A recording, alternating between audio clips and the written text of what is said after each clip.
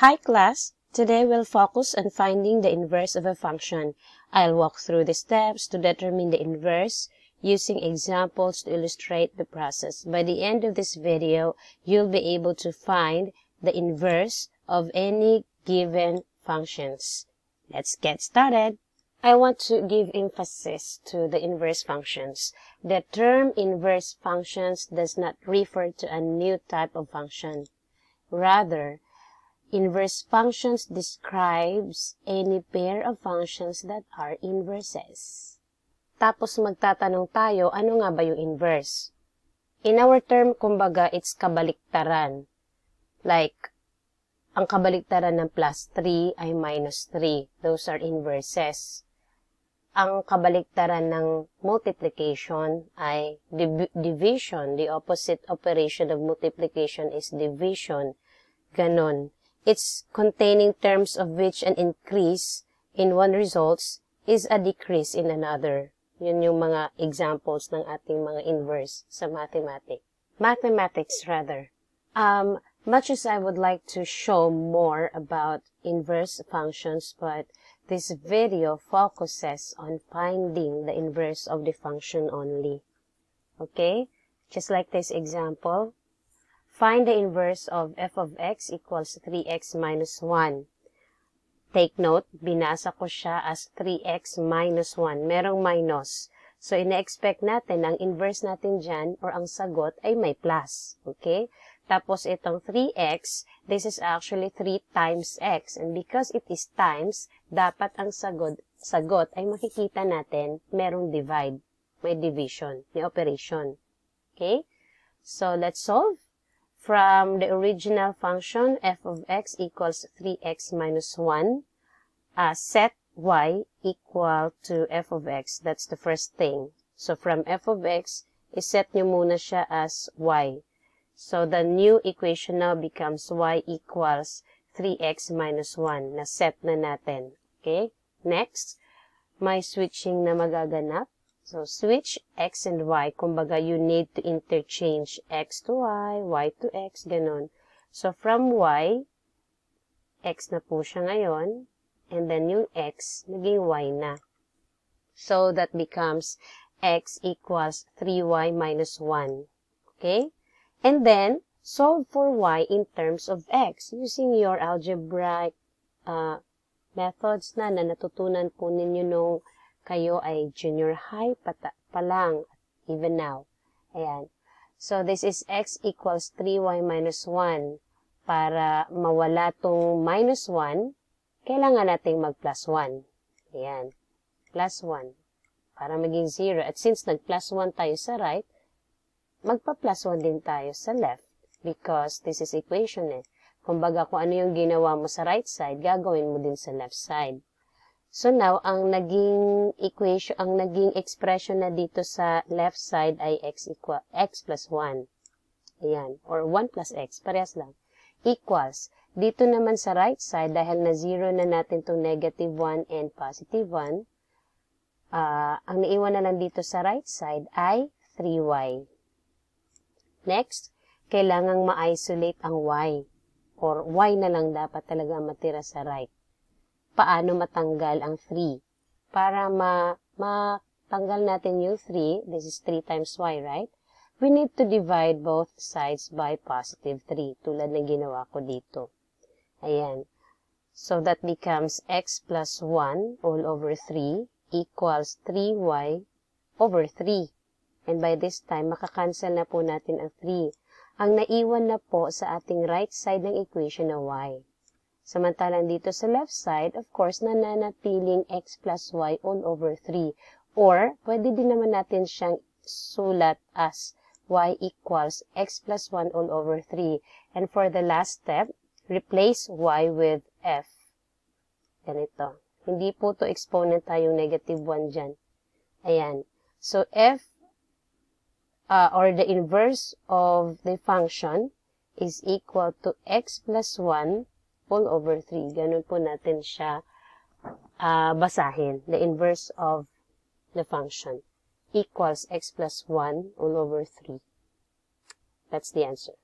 Next example, find the inverse of f of x equals 2x plus 3. Again, plus 3. So, dapat, ang hint ninyo dyan, ang sagot po ay merong dapat kayong makitang minus 3 sa inverse. 2 times x, so dapat meron din po tayong division sa inverse niya. Okay? Solution, f of x equals 2x plus 3. Set y equal to f of x again. So, your f of x, sulat nyo muna as y, equals copy 2x plus 3. And then, switching, pagpalitin ang x and y, right from y becomes x, copy equal, copy 2 of course, from x becomes y, copy plus 3. Next step, solve for y in terms of x. So, to isolate plus 3, mag-minus 3 po tayo dito, both sa right and sa left. But please don't forget to indicate their signs. Tulad niyan, sinulat ko dito yung negative 3, tapos, pag hindi ko nilagyan na plus yan, magiging negative 3x. So, be careful po dito. So, our new equation is x minus 3 equals 2y dahil mazi-zero na to. Ito naman, ma'am, bakit po ito na iba? Negative 3 plus x sa taas, tapos naging x minus 3 sa baba na. Parehas lang po yan. Binaliktad ko lang. Pwede din naman negative 3 plus x.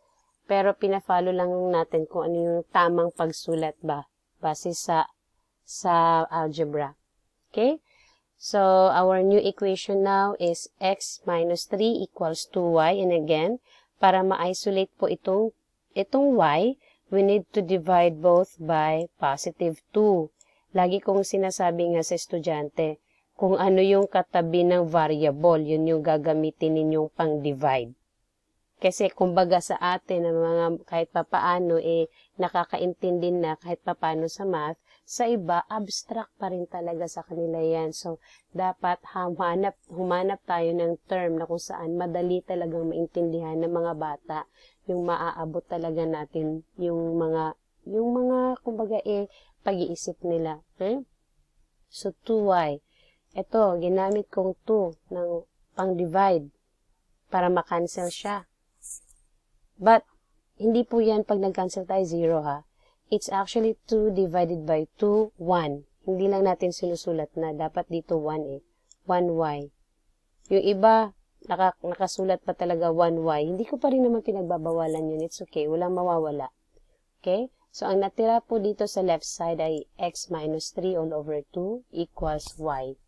Or, pwede ninyo siyang isulat as y equals x minus 3 all over 2. Then, for the last part, replace y, ito na po, with the inverse of x equals x minus 3 all over 2. Ganito natin siya isulat or ganito natin isulat ang final answer. As you can see ha, balikan natin. From plus 3, meron pong minus 3. From times 2, meron pong divide by 2. Okay po? As for the last example, bago po tayo magsagot ng mga multiple choice questions, find the inverse of f of x equals 2x plus 1 all over x. So, that's the question there. Okay? So, first, write the given, and then, sabi ko nga kanina, replace f of x ng y. So, y equals, ito lang naman yung ating problem, copy. For this time, hindi muna ako nag-switch. Though pwede din, kaso mas madali kasi itong naparaan. Feeling ko lang, for me ha. So, ang ginawa ko, sinimplify ko muna sila by cross multiplication. Sana naalala nyo pa yung dati nating lesson. So, x times y, or equals xy. Ayun na po yung nasa left side. Equals. Ang naiwan sa right side ay 2x plus 1 by cross multiplication property. Okay? Next, ni-regroup natin sila. Dapat magkasama po itong 2x and xy. Kasi sila yung parehas na mayroong variable So, ang ginawa ko dito na part ay nilipat ko or tinranspose yung positive 2x. From right side of the equation, tinranspose natin po siya sa left side. So, ito na siya. xy minus 2x equals 1. Ayan. Next step, factor out variable x. Ayan. Kita nyo naman, dalawang x dito. May x sa first term, may x din sa second term. So, if a-factor out natin yan, that becomes x times the quantity of y minus 2 equals 1. If you want to check, pwede ninyo yung balikan. X times y is equal to xy. Ito yun. X minus 2 or x times negative 2 rather is equal to negative 2x. Para ma-check nyo lang if tama. Okay?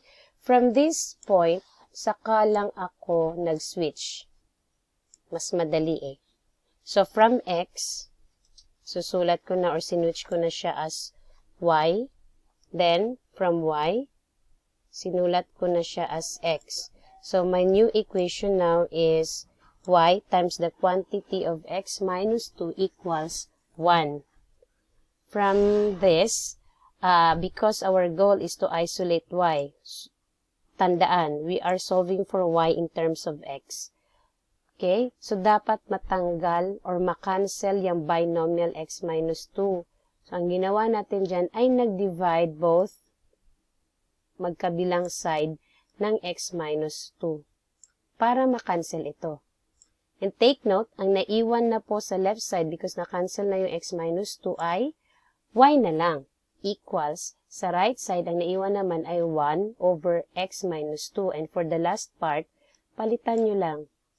Inverse of the function equals 1 over x minus 2. Okay, question number 1. Find the inverse of the function f of x equals x minus 9. Dali lang to. Dahil meron akong nabanggit na minus 9, dapat yung inverse natin plus 9. May plus dapat na 9. Dahil wala ang A, wala ang C, wala ang D, meron ang B.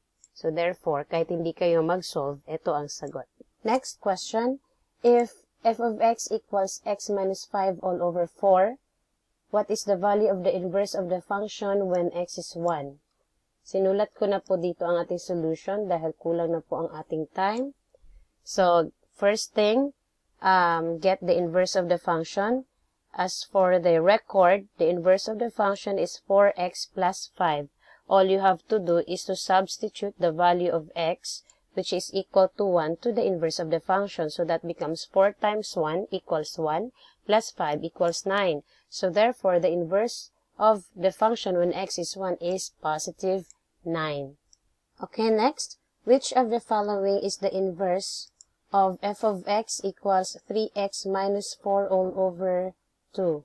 Okay, so interchange from y to x. That becomes x equals 3y minus 4 all over 2. Cross multiply, x times 2 equals 2x equals 3y minus 4.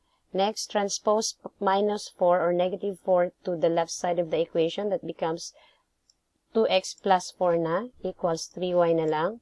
So, therefore, the inverse of the function is 2x plus 4 all over 3, which is equals to y. Replace. So, that is letter, what letter is that? 2x plus 4 all over 3, letter B. So, that's it for today. Sana meron po tayong natutunan, no?